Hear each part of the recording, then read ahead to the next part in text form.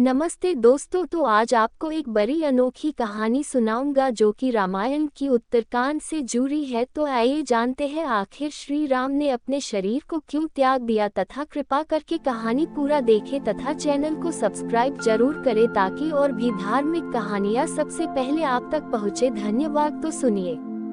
श्री राम के शासन में न तो किसी को शारीरिक रोग होता था, न किसी की अकाल मृत्यु होती थी, न कोई स्त्री विधवा होती थी और न माता पिताओं को संतान का शोक सहना पड़ता था। सारा राज्य सब प्रकार से सुख संपन्न था, इसलिए कोई व्यक्ति किसी प्रकार का विवाद लेकर राज दरबार में उपस्थित भी नहीं होता था। किंतु एक दिन एक कुत्ता राजद्वार पर आकर बार बार भौंकने लगा। उसे अभियोगी समझ राज दरबार में उपस्थित किया गया। पूछने पर कुत्ते ने बताया, प्रभु, आपके राज्य में सर्वार्थ सिद्ध नामक एक भिक्षुक है।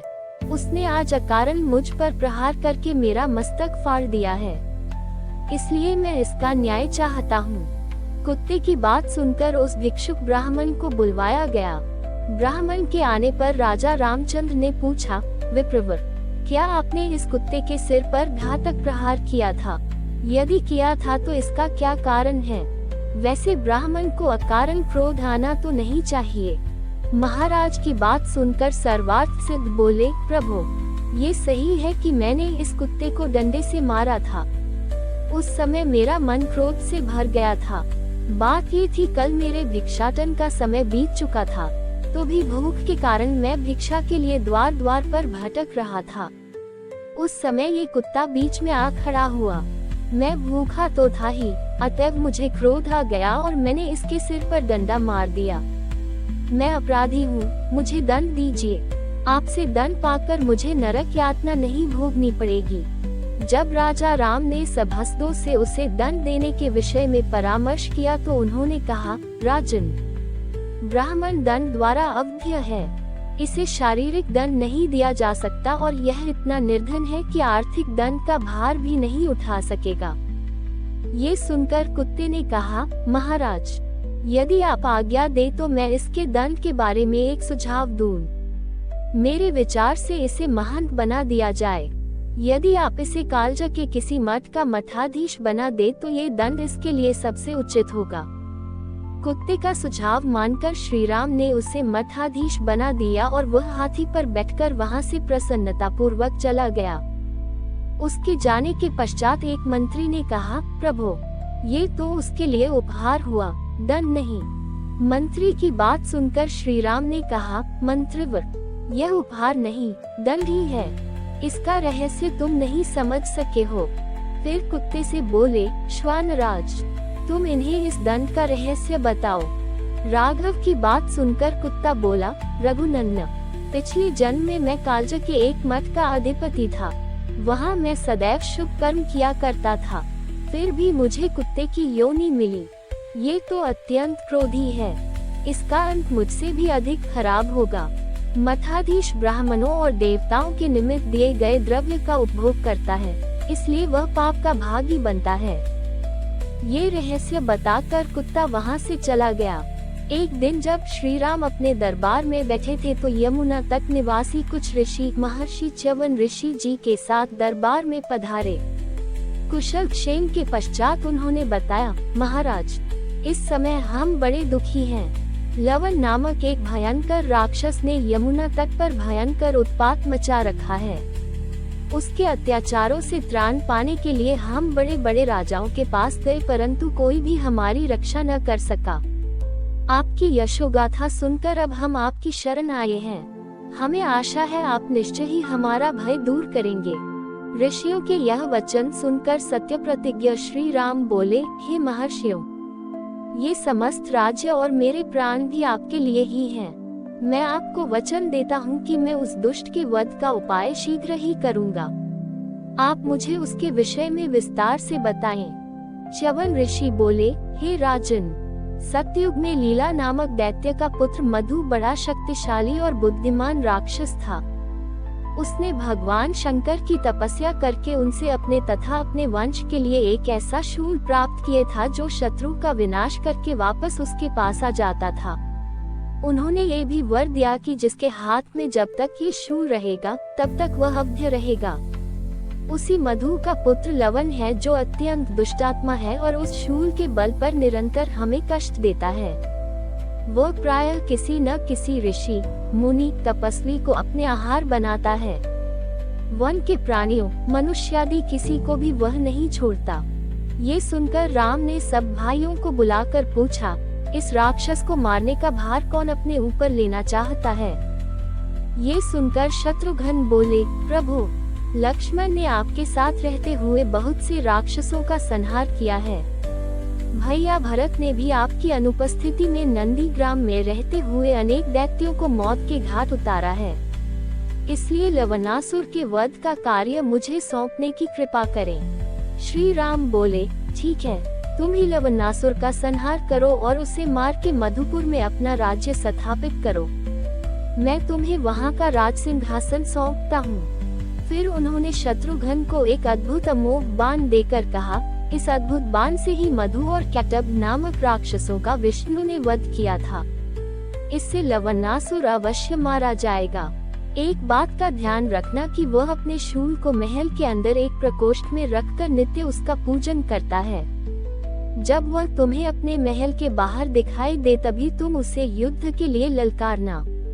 अभिमान के कारण वह तुमसे युद्ध करने लगेगा और शूल के लिए महल के अंदर जाना भूल जाएगा। इस प्रकार वह रणभूमि में तुम्हारे हाथ से मारा जाएगा। बड़े भाई की आज्ञा पाकर शत्रुघ्न ने विशाल सेना लेकर श्री राम द्वारा दिए गए निर्देशों के अनुसार लवणासुर को मारने की योजना बनाई। उन्होंने सेना को ऋषियों के साथ आगे भेज दिया। 1 माह पश्चात उन्होंने अपनी माताओं, गुरुओं और भाइयों की परिक्रमा एवं प्रणाम कर अकेले ही प्रस्थान किया। अयोध्या से प्रस्थान करने के तीसरे दिन शत्रुघ्न ने महर्षि वाल्मीकि के आश्रम में विश्राम किया। रात्रि में उन्होंने मुनि से पूछा, हे महर्षि, आपके आश्रम के निकट पूर्व में ये किसका यज्ञ स्थल दिखाई पड़ रहा है? महर्षि बोले, हे सौमित्र, ये यज्ञ स्थल तुम्हारे कुल के महान राजाओं ने बनवाया था। मैं उनके विषय में बताता हूँ। तुम्हारे कुल में सौदास नाम बड़े धार्मिक राजा हुए हैं। एक दिन आखेट करते हुए उन्होंने वन में 2 भयंकर दुर्धर्ष राक्षसों को देखा। राजा ने बाण चलाकर उनमें से एक को मार गिराया। ये देखकर दूसरा राक्षस ये कहता हुआ अदृश्य हो गया कि हे पापी, तूने मेरे इस मित्र को निरपराध मारा है, अतः मैं इसका प्रतिशोध अवश्य लूंगा। कुछ समय पश्चात सौदास ने अपने पुत्र वीर्यसह को राज्य देकर और वशिष्ठ जी को पुरोहित बनाकर इस स्थान पर अश्वमेध यज्ञ किया। उस समय वही राक्षस अपने प्रतिशोध लेने के लिए वहां आया और वशिष्ठ जी का रूप बनाकर राजा से बोले कि आज मुझे मांसयुक्त भोजन कराओ, इसमें सोच विचार की आवश्यकता नहीं है। राजा ने अपने रसोई को ऐसा ही आदेश दिया। इस आदेश को सुनकर वह आश्चर्य में पड़ गया। तभी वह राक्षस रसोई के वेश में वहां उपस्थित हुआ और भोजन में मनुष्य का मांस मिलाकर राजा को दिया। राजा ने अपनी पत्नी सहित वह भोजन वशिष्ठ जी को परोसा। जब वशिष्ठ जी को ज्ञात हुआ कि भोजन में मनुष्य का मांस है तो उन्होंने क्रोधित होकर राजा को शाप दिया कि राजन, जैसा भोजन तूने मुझे प्रस्तुत किया है वैसा ही भोजन तुझे प्राप्त होगा। तब तो राजा वीरसह ने भी क्रोधित हो हाथ में जल लेकर वशिष्ठ जी को शाप देना चाहा, परंतु रानी के समझाने पर वह जल अपने पैरों पर डाल दिया। इससे उनके दोनों पैर काले हो गए। तभी से उनका नाम कल्माशपाद पड़ गया। तत्पश्चात राजा और रानी ने महर्षि वशिष्ठ के पैर पकड़कर क्षमा मांगी और पूरा वृतांत उन्हें कह सुनाया। तब वशिष्ठ जी ने कहा कि राजन, 12 वर्ष पश्चात आप इस शाप से मुक्त हो जाओगे और तुम्हें इसका स्मरण भी नहीं रहेगा। हे शत्रुघ्न, इस प्रकार राजा कल्माशपाद उस शाप को भोगकर पुनः राज्य प्राप्त कर धैर्यपूर्वक प्रजा का पालन करने लगे। उन्हीं राजा सौदास और राजा कल्माशपाद का ये सुंदर यज्ञ स्थल है। ये कथा सुनकर शत्रुघ्न अपनी पर्णशाला में विश्राम करने चले गए। जिस दिन शत्रुघ्न वाल्मीकि के आश्रम में पहुंचे उसी रात को सीता जी ने एक साथ 2 पुत्रों को जन्म दिया। तपस्विनी बालाओं से उनके जन्म का समाचार सुनकर महर्षि ने एक कुशाओं का मुठा और उनके लव लेकर मंत्रोच्चार द्वारा उनकी भावी बाधाओं से रक्षा करने की व्यवस्था की। फिर एक का कुश और दूसरे का लव से मार्जन कराया। इस प्रकार बड़े बालक का नाम कुश और दूसरे का लव रखा गया। शत्रुघ्न को भी यह समाचार पाकर अत्यंत प्रसन्नता हुई। अगले दिन प्रातःकाल सब कृत्यों से निवृत्त हो शत्रुघ्न मधुपुरी की ओर चल दिए। मार्ग में 7 रात्रियां व्यतीत कर वे महर्षि च्यवन के आश्रम में पहुँचे।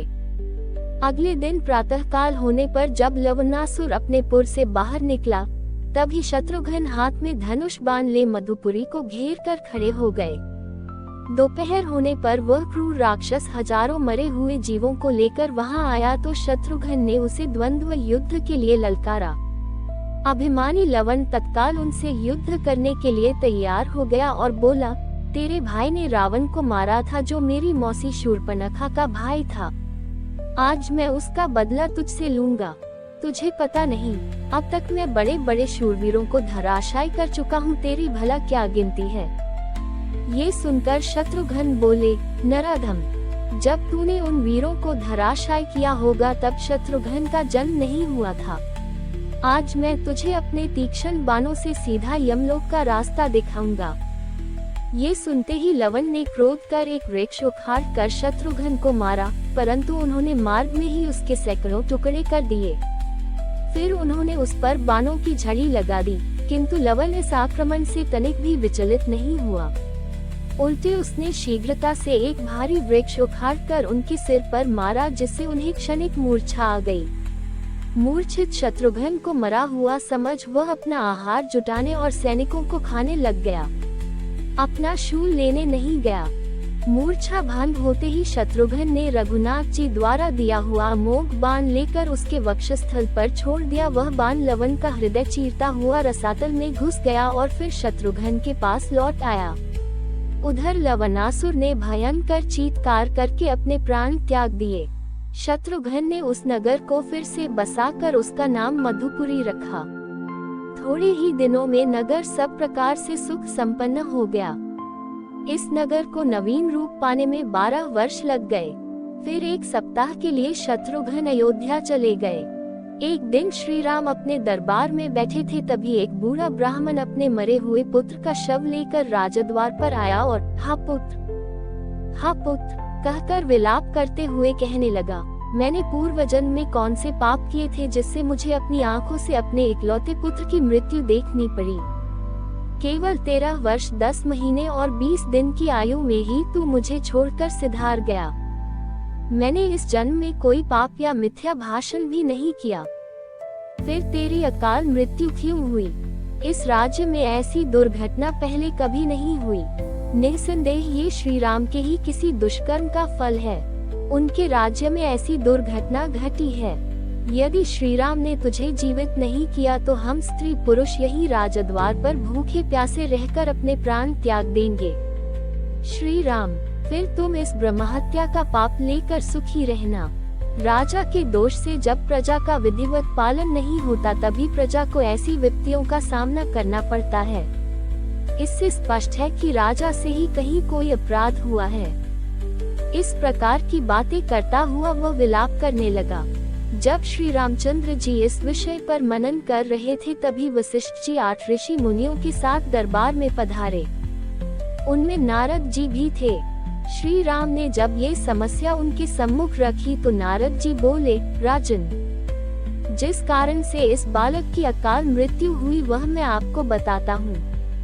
सतयुग में केवल ब्राह्मण ही तपस्या किया करते थे। फिर त्रेता के आरंभ में क्षत्रियों को भी तपस्या का अधिकार मिल गया। अन्य वर्णों का तपस्या में रत होना अधर्म है। हे राजन, निश्चय ही आपके राज्य में कोई शूद्र वर्ण का मनुष्य तपस्या कर रहा है, उसी से इस बालक की मृत्यु हुई है। इसलिए आप खोज कराइए कि आपके राज्य में कोई व्यक्ति कर्तव्यों की सीमा का उल्लंघन तो नहीं कर रहा। इस बीच ब्राह्मण के इस बालक को सुरक्षित रखने की व्यवस्था कराइए। नारद जी की बात सुनकर उन्होंने ऐसा ही किया। एक और सेवकों को इस बात का पता लगाने के लिए भेजा कि कोई अवांछित व्यक्ति ऐसा कार्य तो नहीं कर रहा जो उसे नहीं करना चाहिए। दूसरी ओर विप्र पुत्र के शरीर की सुरक्षा का प्रबंध कराया। वे स्वयं भी पुष्पक विमान में बैठकर ऐसे व्यक्ति की खोज में निकल पड़े। पुष्पक उन्हें दक्षिण दिशा में स्थित शैवाल पर्वत पर बने एक सरोवर पर ले गया, जहां एक तपस्वी नीचे की ओर मुख करके उल्टा लटका हुआ भयंकर तपस्या कर रहा था। उसकी यह विकट तपस्या देखकर उन्होंने पूछा, हे तपस्वी, तुम कौन हो, किस वर्ण के हो और यह भयंकर तपस्या क्यों कर रहे हो? ये सुनकर वह तपस्वी बोले, महात्मन, मैं शूद्र योनि से उत्पन्न हूँ और सशरीर स्वर्ग जाने के लिए यह उग्र तपस्या कर रहा हूँ। मेरा नाम शंभुक है। शंभुक की बात सुनकर रामचंद्र ने म्यान से तलवार निकालकर उसका सिर काट डाला। जब इंद्र आदि देवताओं ने वहां आकर उनकी प्रशंसा की तो श्री राम बोले, यदि आप मेरे कार्य को उचित समझते हैं तो उस ब्राह्मण के मृतक पुत्र को जीवित कर दीजिए। राम के अनुरोध को स्वीकार कर इंद्र ने विप्रपुत्र को तत्काल जीवित कर दिया। इंद्र से वर प्राप्त करके रघुनंदन राम महर्षि अगस्त्य के आश्रम में पहुँचे। वे शंभुक वध की कथा सुनकर बहुत प्रसन्न हुए और उन्होंने विश्वकर्मा द्वारा दिया हुआ एक दिव्य आभूषण श्री राम को अर्पित किया।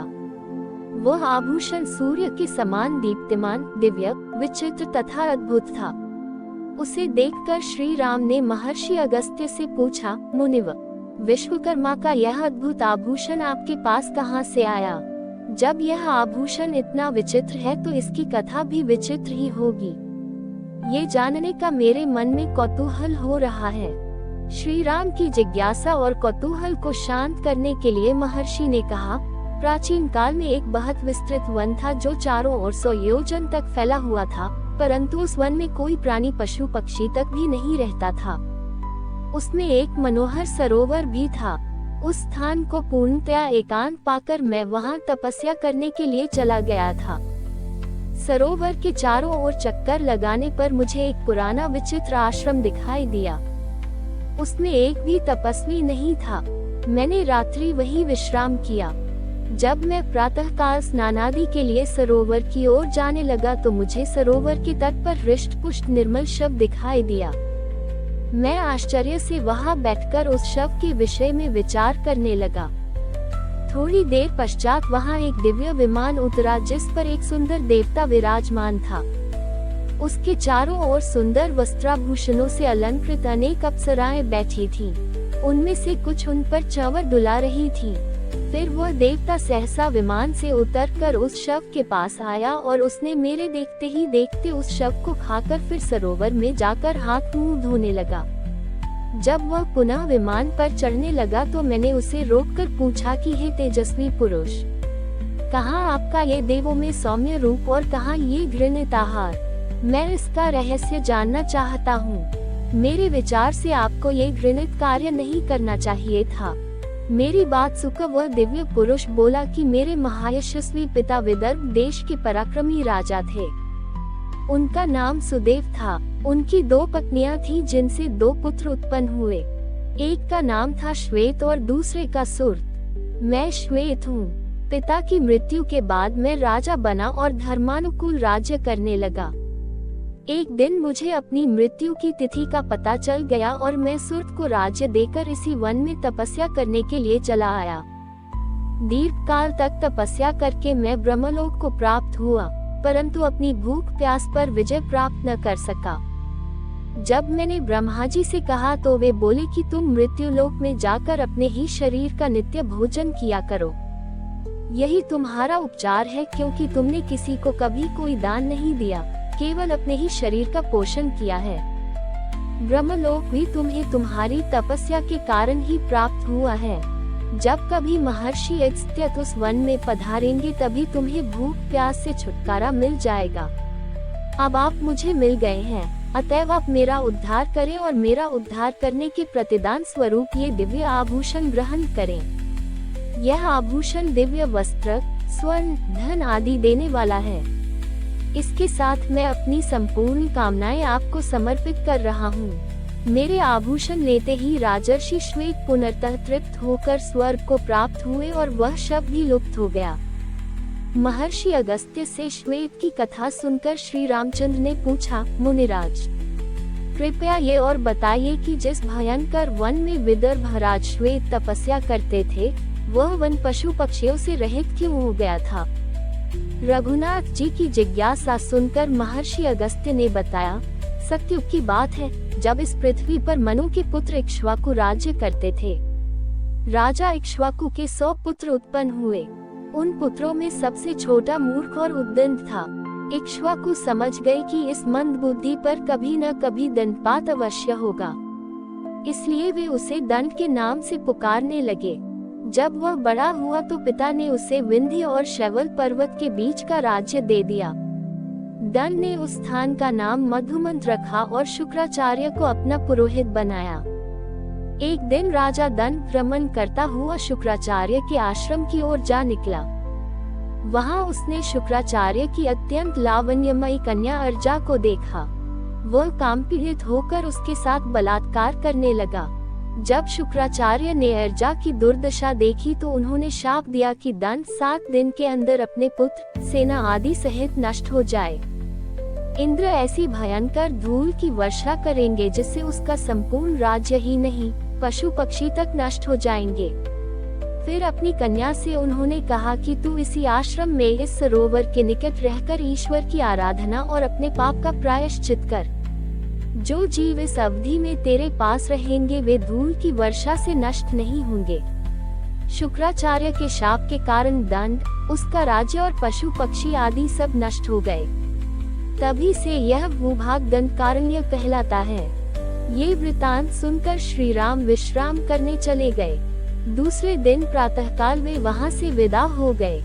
एक दिन श्री रामचंद्र जी ने भरत और लक्ष्मण को अपने पास बुलाकर कहा, हे भाइयों, मेरी इच्छा राजसूय यज्ञ करने की है, क्योंकि वह राजधर्म की चरम सीमा है।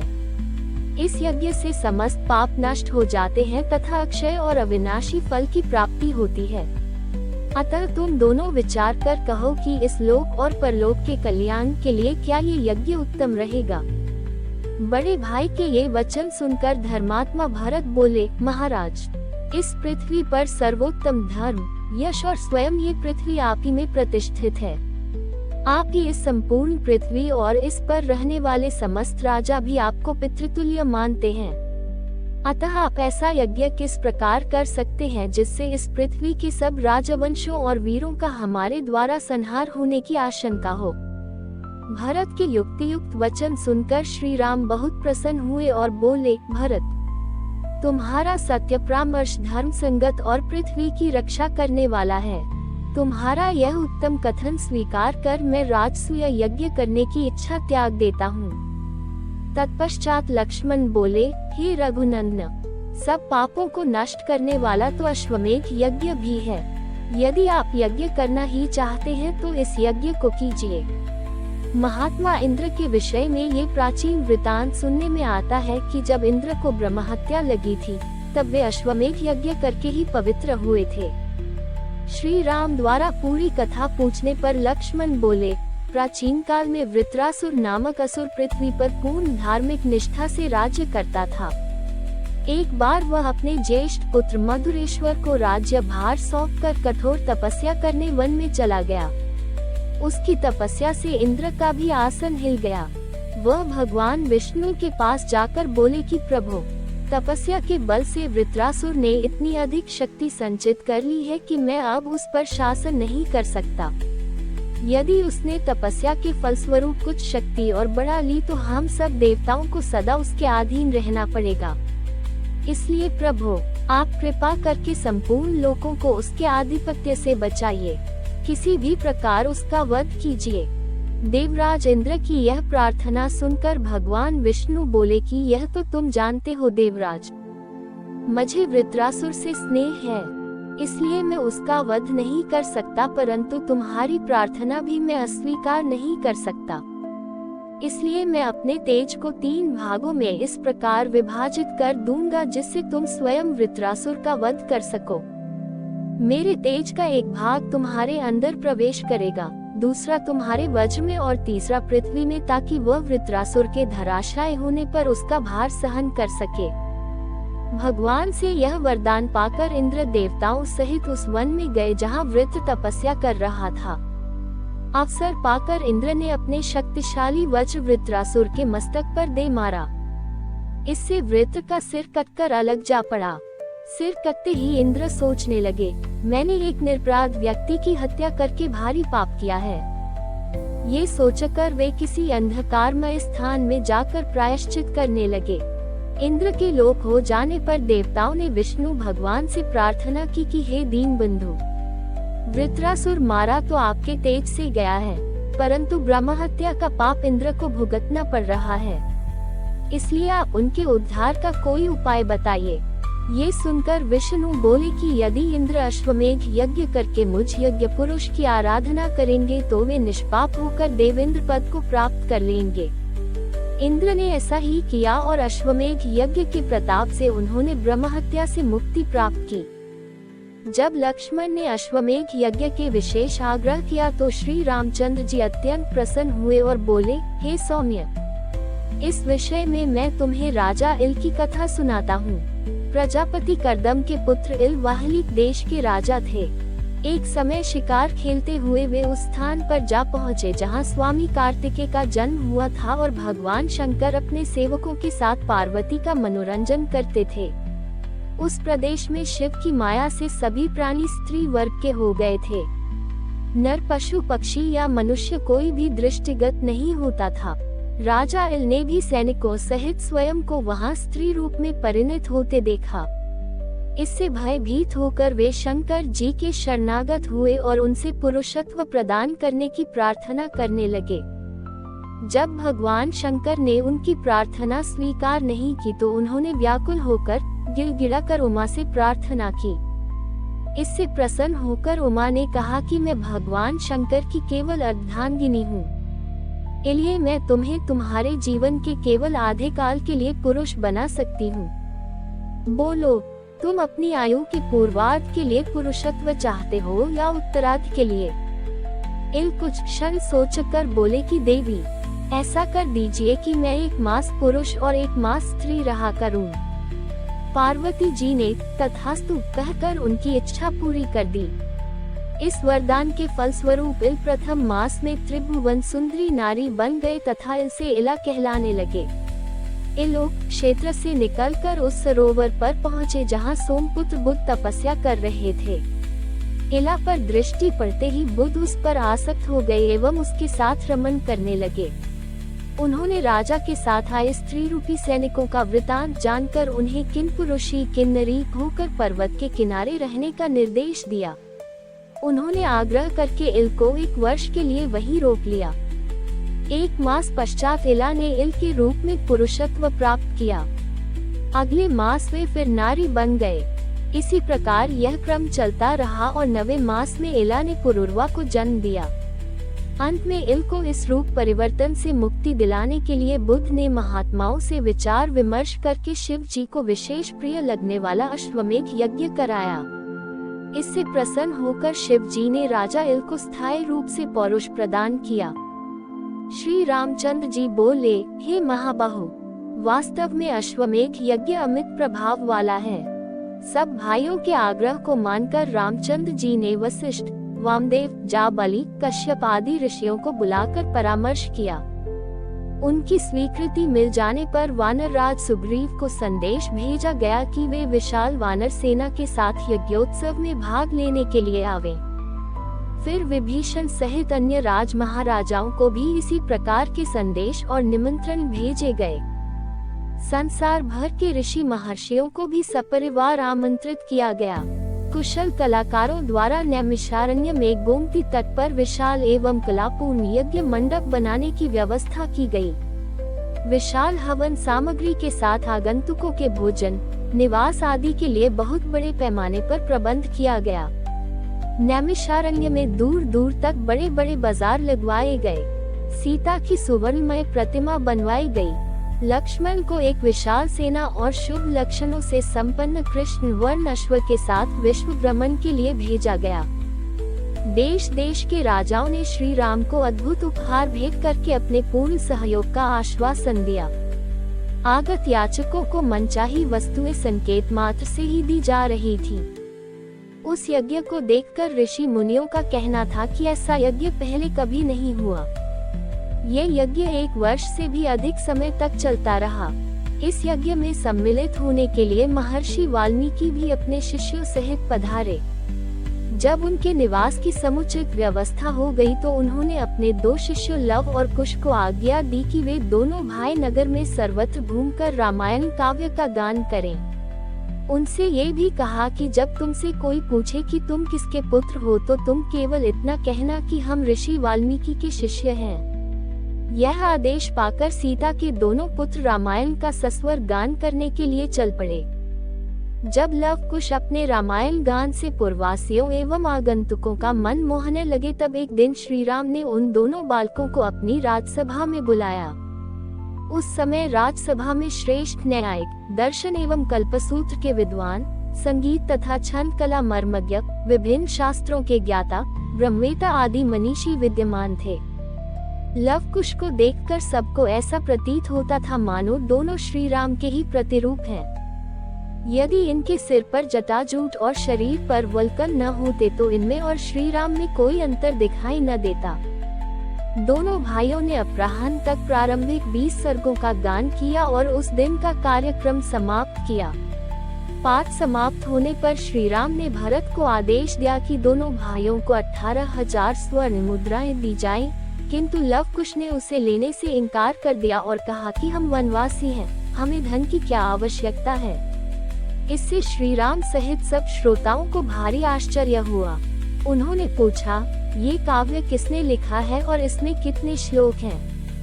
ये सुनकर उन मुनि कुमारों ने बताया, महर्षि वाल्मीकि ने इस महाकाव्य की रचना की है। इसमें 24,000 श्लोक और 100 उपाख्यान हैं। इसमें कुल 5 सर्ग और 6 कांड हैं। इसके अतिरिक्त उत्तर कांड इसका 7वां कांड है।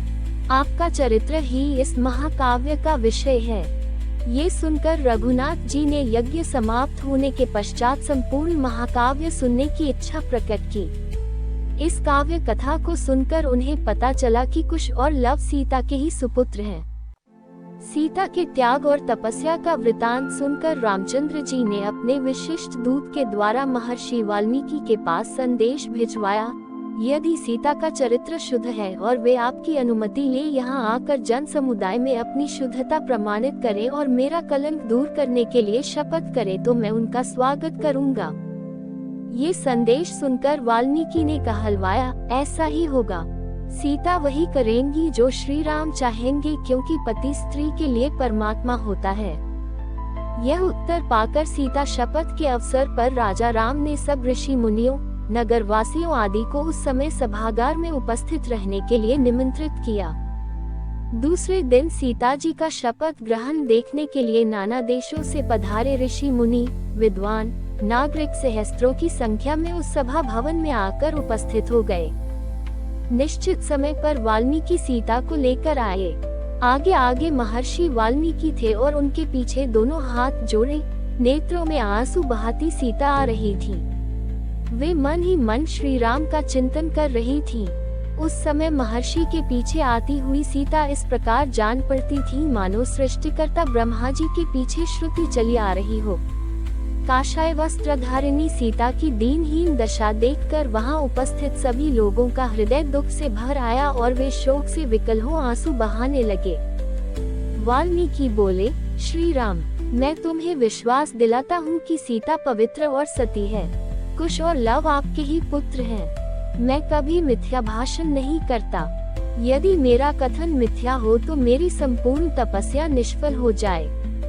मेरी इस साक्षी के बाद सीता स्वयं शपथपूर्वक आपको अपनी निर्दोषिता का आश्वासन देंगी। महर्षि के इन उत्तम वचनों को सुनकर और सभा के मध्य में जानकी को प्रांजलिभूत खड़ी देखकर रघुनंदन बोले, हे ऋषि श्रेष्ठ, आपका कथन सत्य है और आपके निर्दोष वचनों पर मुझे पूर्ण विश्वास है।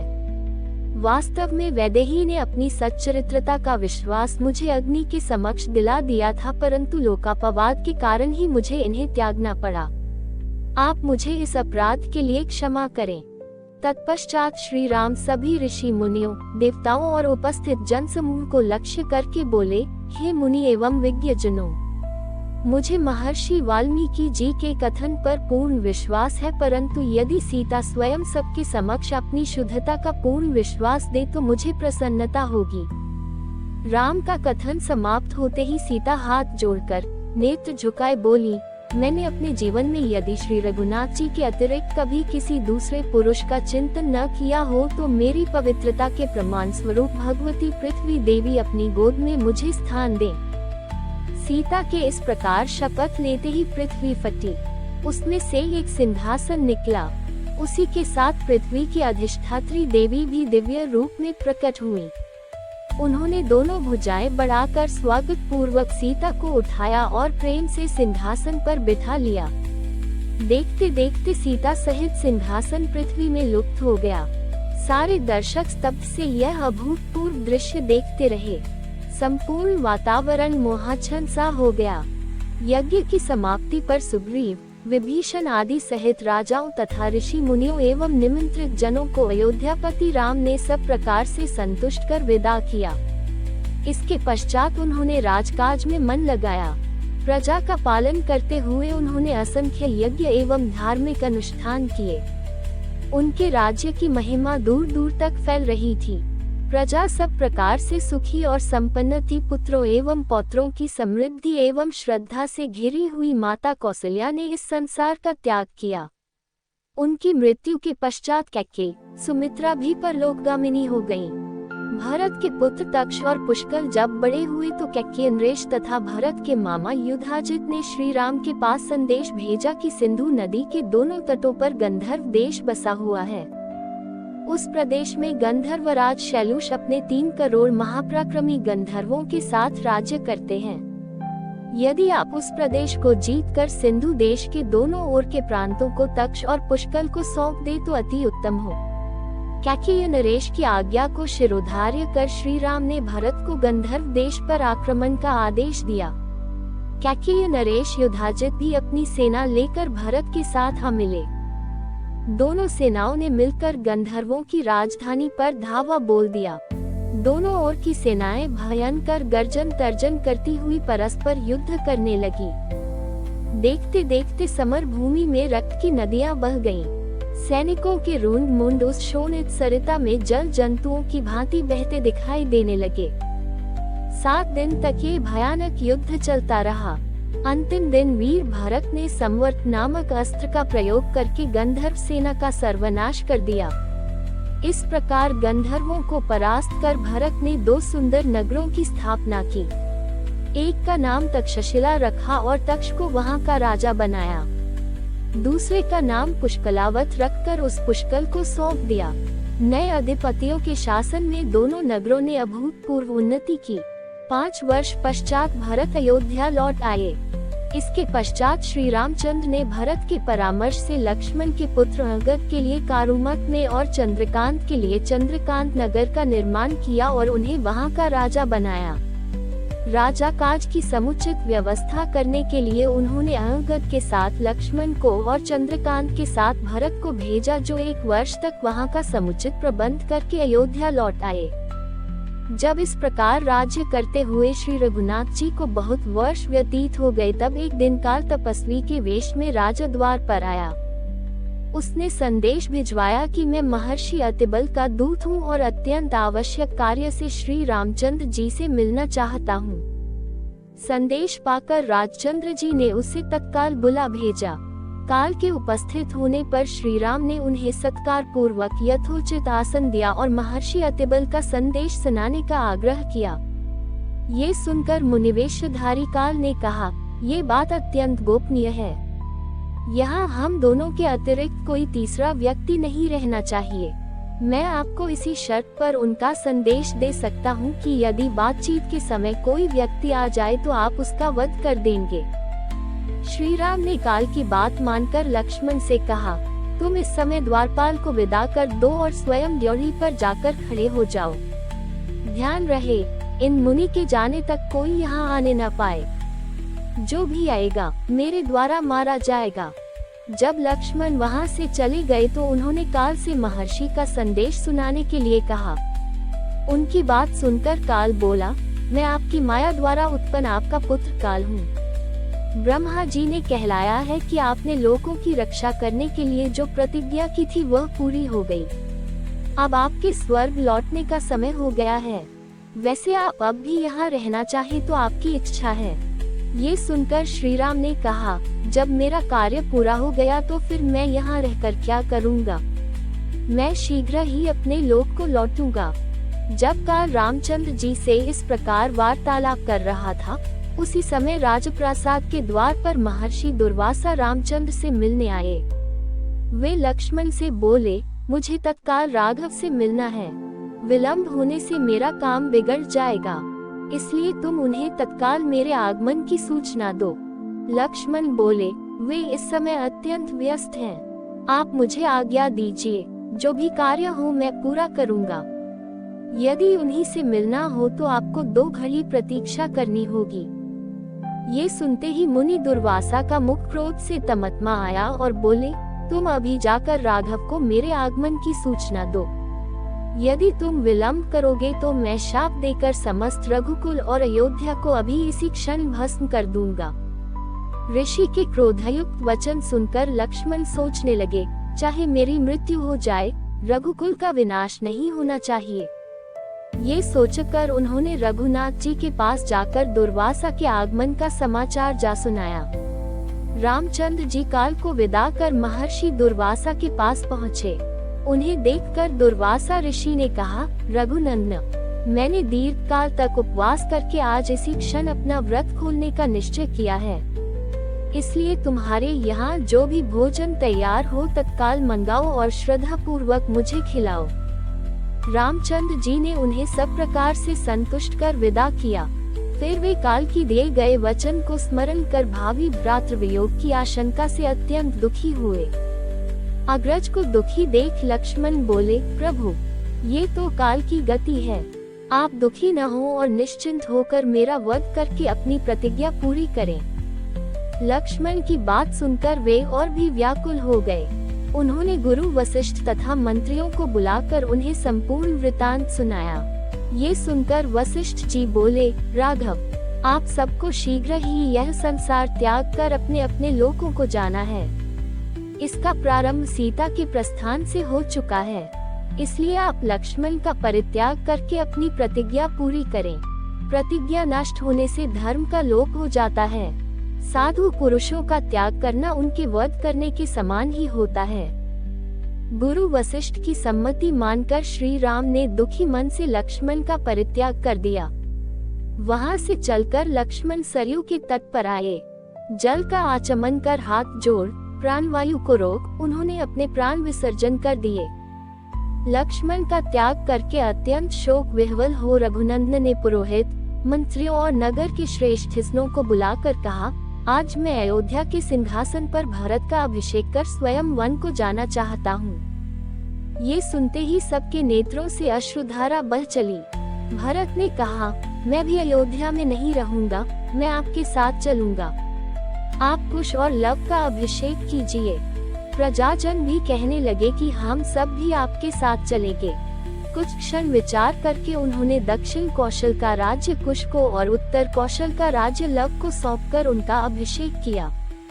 कुश के लिए विंध्याचल के किनारे कुशावती और लव के लिए श्रावस्ती नगरों का निर्माण कराया। फिर उन्हें अपनी अपनी राजधानियों को जाने का आदेश दिया। इसके पश्चात एक द्रुतगामी दूत भेजकर मधुपुरी से शत्रुघ्न को बुलाया। दूत ने शत्रुघ्न को लक्ष्मण के त्याग, लव कुश के अभिषेक आदि की सारी बातें भी बताईं। इस घोर कुलक्षयकारी वृतांत को सुनकर शत्रुघ्न अवाक रह गए। तदंतर उन्होंने अपने दोनों पुत्रों सुबाहु और शत्रुघाती को अपना राज्य बांट दिया। उन्होंने सबाहु को मथुरा का और शत्रुघाती को विदिशा का राज्य सौंप तत्काल अयोध्या के लिए प्रस्थान किया। अयोध्या पहुंचकर वे बड़े भाई से बोले, मैं भी आपके साथ चलने के लिए तैयार होकर आ गया हूँ। कृपया आप ऐसी कोई बात न कहें जो मेरे निश्चय में बाधक हो। इसी बीच सुग्रीव भी आ गए और उन्होंने बताया कि मैं अंगद का राज्याभिषेक करके आपके साथ चलने के लिए आया हूँ। उनकी बात सुनकर रामचंद्र जी मुस्कुराए और बोले, बहुत अच्छा। फिर विभीषण से बोले, विभीषण, मैं चाहता हूँ कि तुम इस संसार में रहकर लंका में राज्य करो। यह मेरी हार्दिक इच्छा है, आशा है, तुम इसे अस्वीकार नहीं करोगे। विभीषण ने भारी मन से रामचंद्र जी का आदेश स्वीकार कर लिया। श्री राम ने हनुमान को भी सदैव पृथ्वी पर रहने की आज्ञा दी। जाम्बवंत, मैंद और द्विविद को द्वापर तथा कलियुग की संधि तक जीवित रहने का आदेश दिया। अगले दिन प्रातःकाल होने पर धर्म प्रतिज्ञ श्री रामचंद्र जी ने गुरु वशिष्ठ जी की आज्ञा से महाप्रस्थानोचित सविधि सब धर्म कृत्य किए। तत्पश्चात पीताम्बर धारण कर हाथ में कुशा लिए राम ने वैदिक मंत्रों के उच्चारण के साथ सरयू नदी की ओर प्रस्थान किया।